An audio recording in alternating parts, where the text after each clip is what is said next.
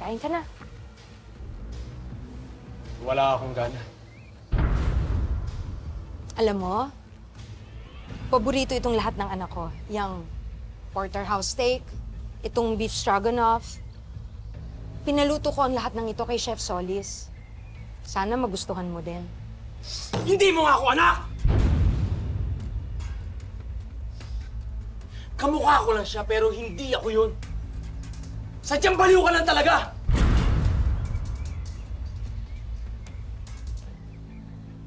Hindi ako baliw, Calvin. Nangungulila lang ako sa anak ko. Hayaan mo sanang alagaan kita.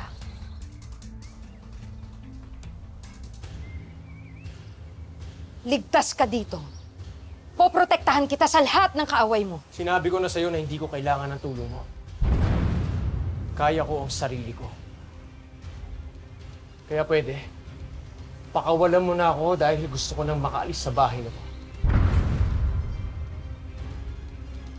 Mapapahama ka lang. Hindi mo pa kaya. Wala na ang Golden Scorpion. At nakakulong na si Edgardo.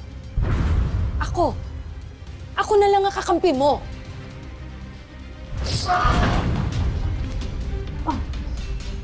Huwag mo akong didiktahan! Magpapahama ka. Gusto mo bang mamatay? Ito ay tatak mo sa kokote mo. Walang sino man ang kokontrol sa akin. Hindi nagawa ni Papano.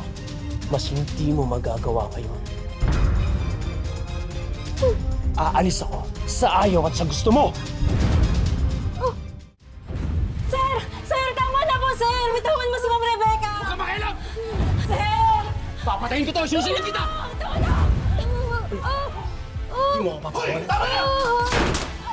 Tama na! Bibitaw mo si Rebecca o titinggayin na kagaro ka? Huwag ka makialam dito! Buhay ko to! Aalis ako sa bahay na to, kaya pakawalan niyo na akong dalawa! Napaka-ingrato mong hinayupa ka. Kung hindi dahil sa kapatid ko, patay ka ng hayop ka. Utang mo ang buhay mo sa kapatid ko!